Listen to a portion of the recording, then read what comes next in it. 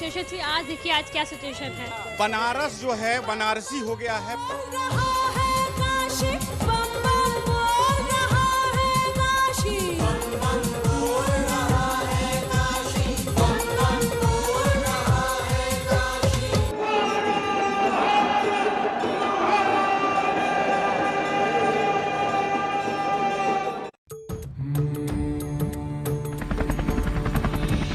भोले बाबा को तो मुक्ति मिलेगी, मैं आया नहीं हूं, मुझे बुलाया है।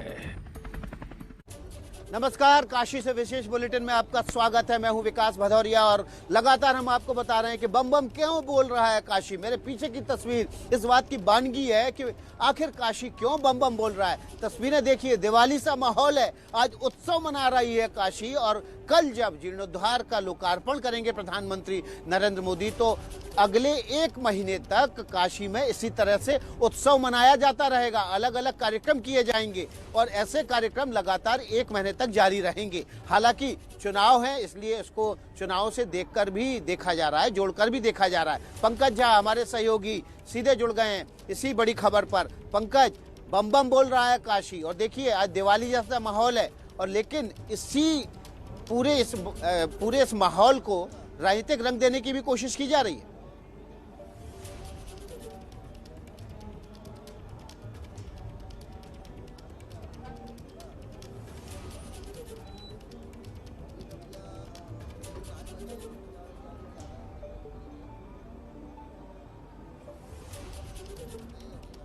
पंकज को आवाज़ नहीं जा रही है, एक बार फिर से कोशिश करते हैं, क्योंकि पंकज दशाश्वमेध घाट पर हैं और मेरे पीछे भी इस समय दशाश्वमेध घाट ही आपको दिख रहा है। वो ठीक उसी घाट पर मौजूद हैं।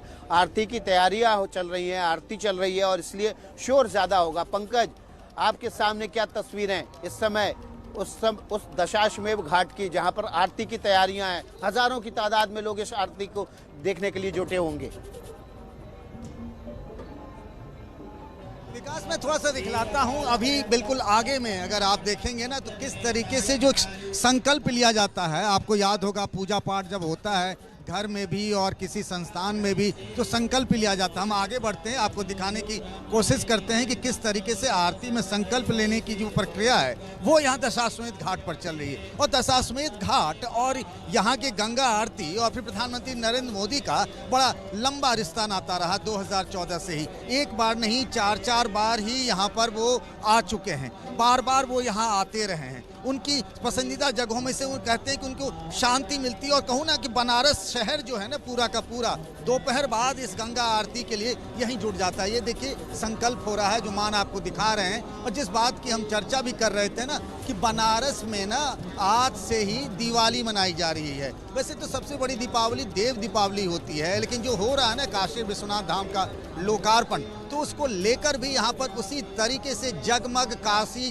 बम बम काशी जो आप कह रहे हैं, बिल्कुल वही वाराणसी में इस तरीके से हो रहा है। और जो आगे आपको दिखाता हूँ थोड़ा सा, ये नाव देखिए जिसको बनारस के लोग ना बजरा भी कहते हैं। कल इसी तरीके से क्रूज पर खुद प्रधानमंत्री नरेंद्र मोदी रहेंगे सामने गंगा नदी में, और वो भी ये जो गंगा आरती की जो अद्भुत छटा है, अलौकिक छटा है, ये जो आध्यात्मिक धार्मिक वैभव का दर्शन होता है, यहाँ से एक आत्मिक शांति मिलती है। वो कहते हैं नहीं, काशी आने से ही आपको मुक्ति मिलती है। लेकिन आप अगर गंगा घाट किनारे बैठे, मेरा निजी अनुभव भी है, व्यक्तिगत अनुभव भी है कि आप यहाँ रहते हैं तो मन को अद्भुत शांति मिलती है। वेदोच्चार मंत्रोच्चार के बीच में ये गंगा आरती, ये दीपावली, हजारों की भीड़, लोग अभी से यहाँ जुटने लगे हैं यहाँ पर कि किस तरीके से जब लोकार्पण हो जाता है उसके बाद वो महादेव के दर्शन करें। और यहाँ पर वो तैयारी चल रही है और देखिए ना किस तरीके से लोग घंटों से इंतजार कर रहे हैं विकास यहाँ पर गंगा आरती के लिए। दशाश्वमेध घाट की आरती की जो ये तस्वीरें हैं आपको यहाँ से दिख रही होंगी विकास। जी हाँ पंकज, देखिए बहुत ही भव्य आयोजन होता है और इसलिए बड़ी तादाद में जो भक्त और पर्यटक जो पहुँचते हैं बनारस। बनारस मतलब बना रहे रस, वो रस जहाँ पर गंगा के दर्शन मात्र से ही मिल जाता है। मोक्ष की प्राप्ति कहते हैं ना कि गंगा के दर्शन मात्र से ही मिल जाती है, वो जगह बनारस ही है। हमारे साथ हमारे सहयोगी रणवीर और मनोज्ञा लोईवाल और नीरज पांडे लगातार बने हुए हैं। सबसे पहले रणवीर का रुख कर लेते हैं। रणवीर, बना रहे रस, और ये रस जो है लगातार बढ़ता चला जा रहा है, ऐसा लग रहा है। देखिए, रस भी बढ़ता जा रहा है, माहौल भी बदलता जा रहा है और तैयारियां पहले आपको दिखा देता हूं। आप देखिए कि मैं गदोलिया चौराहे पर हूं और यहां पर कल की तैयारी चल रही है। फॉगिंग मशीन आई है अभी अभी और यहां पर जो भी कीड़े या इस तरह के इन्फेक्टेशंस हैं उनको मारने के लिए यहाँ पे देखिए फॉगिंग मशीन आई है। फिलहाल माहौल बढ़िया है और मेरे साथ जो गेस्ट बैठे हुए थे उनमें कुछ अब संख्या बढ़ गई है। अवध किशोर जी हैं, धर्माचार्य हैं, इसके अलावा वैदेही वल्लभ जी हैं, बालकदास जी महाराज हैं, कुलपति साहब भी आ गए हैं जो संस्कृत विश्वविद्यालय के कुलपति हैं के बी सुब्बा रायडू साहब। सबसे पहले सर आपसे पूछूंगा, काशी बदल रही है, कितनी बदलती हुई महसूस हो रही है, धर्म के लिहाज से कितना महत्वपूर्ण है? ओम तत्सत। काशी क्षेत्र ऐसा है पूरी विश्व के लिए एक हृदय स्थान में है। सभी देवताओं का महादेव यहाँ विराजमान है और काशी त्रिलोकों से भी ऊपर कहते हैं, प्रलय में भी ये डूबता नहीं है। ऐसे काशी का जो स्वरूप में जो परिवर्तन आ रहा है, एक उन्हीं का भगवान का जो शक्ति का स्वरूप है। आप तो बाहर से है ना सर, यहाँ पे आकर बदलाव जो दिखाई दिया धर्म के लिहाज से कितने, इसलिए वो स्वरूप हम लोग अभी देख रहे हैं, नया स्वरूप जो। मैं तो आया हूँ दिल्ली संस्कृत विश्वविद्यालय के कुलपति हूँ, तो यहाँ का मैं कई साल तक पहले रहा हूँ। मैं यहाँ 8-10 BHU का छात्र भी हूँ मैं, किंतु आज मैं देख रहा हूँ कि इतना बदलाव आया है कि वास्तव में ये त्रिलोक नारी कैसी जिसको बोलना चाहिए, उसका स्वरूप हमारे प्रधानमंत्री जी इस क्षेत्र के लिए दे रहे हैं। किंतु इतिहास को ना भूलते हुए, इतिहास की रक्षा करते हुए, अपने प्राचीन देव मंदिरों को भी पुनः स्थापना करते हुए एक ऐसा काशी का स्वरूप को दे रहे हैं कि कभी हम लोग भूल नहीं सकते हैं। मैं सर आता हूँ आपके पास, कुछ धर्माचार्य जी हैं। बालकदास जी आपसे पूछूंगा, धर्म के लिहाज से बताया जा रहा है कि बदलाव भौतिक बहुत है, लेकिन धार्मिक लिहाज से अगर क्या देखें इस बदलाव से कोई फ़ायदा हो?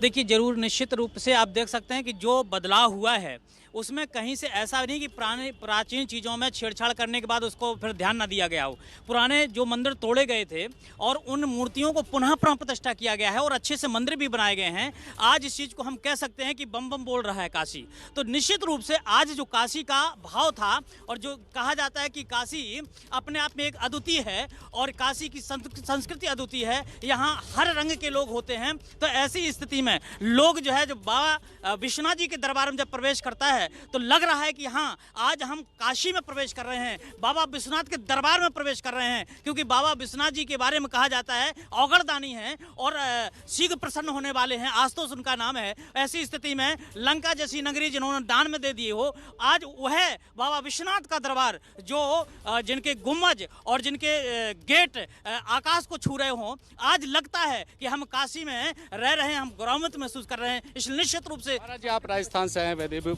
वल्लभ साहब, आपको काशी कैसी बदली हुई दिखाई?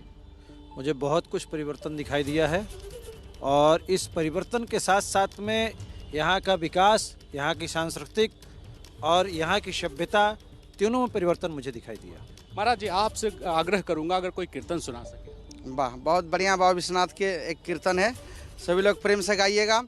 हर हर महादेव शंभो काशी। इस वक्त एक बड़ी खबर आ रही है दर्शकों के लिए, बता दें हम कि जो काशी विश्वनाथ धाम के लोकार्पण समारोह में शरीक होने के लिए बीजेपी अध्यक्ष जेपी नड्डा और उत्तर प्रदेश के मुख्यमंत्री योगी आदित्यनाथ वाराणसी पहुंच चुके हैं। एयरपोर्ट की तस्वीरें आपके सामने हैं, जहां पर बीजेपी अध्यक्ष जेपी नड्डा और मुख्यमंत्री उत्तर प्रदेश के योगी आदित्यनाथ वाराणसी पहुंचे हैं। अगले 2 दिनों तक वे वाराणसी के दौरे पर रहेंगे। कल वे काशी विश्वनाथ धाम के लोकार्पण समारोह में हिस्सा लेंगे और उसके बाद परसों होने वाले मुख्यमंत्रियों के सम्मेलन में भी वे हिस्सा लेंगे। बीजेपी शासित मुख्यमंत्री राज्यों के जो मुख्यमंत्री हैं वो परसों यहाँ पर उनकी बैठक है और उसमें हिस्सा बीजेपी अध्यक्ष जेपी नड्डा भी लेंगे और उत्तर प्रदेश के मुख्यमंत्री तो लेंगे ही। और यही तस्वीरें इस वक्त की हैं, वे इस 2 दिनों के दौरे के लिए वाराणसी पहुंच चुके हैं। कल प्रधानमंत्री नरेंद्र मोदी 10:30 बजे यहाँ पहुंचेंगे और उसके बाद से